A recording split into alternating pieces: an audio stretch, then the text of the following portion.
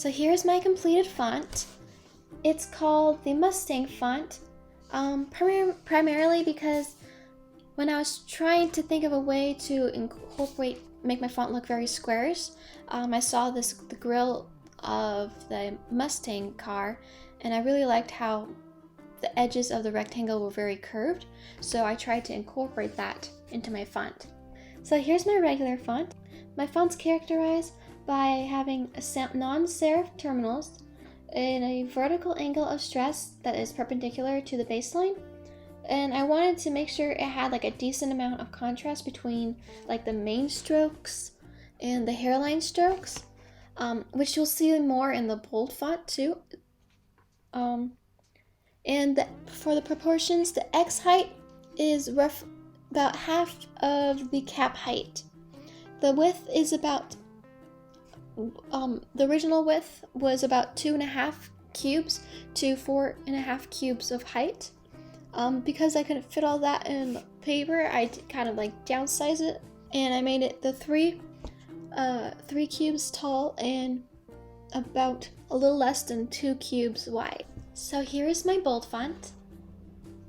As you can see, you may be able to see the contrast a little better in this one. I wanted to keep the hairline strokes kind of still looking like hairline, but look bolder than the regular font, which hopefully if you can see like in the few, yeah. So I really like the contrast in the main strokes in this bold font, and I really liked how the @ symbol came out. I think some of my favorite letter forms would be the A and the E, just because they're almost like reciprocals of each other, and I just like how kind of like a little different than how I normally write A's and E's. So here is my italic version. This is actually my favorite version of my font. I think because I just went through so many drafts of creating these, finally getting to this point.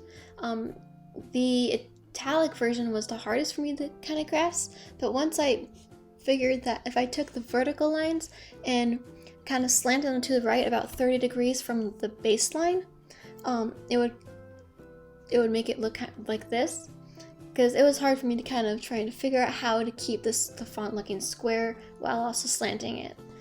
But I really like how this one came out. So I guess that's my font.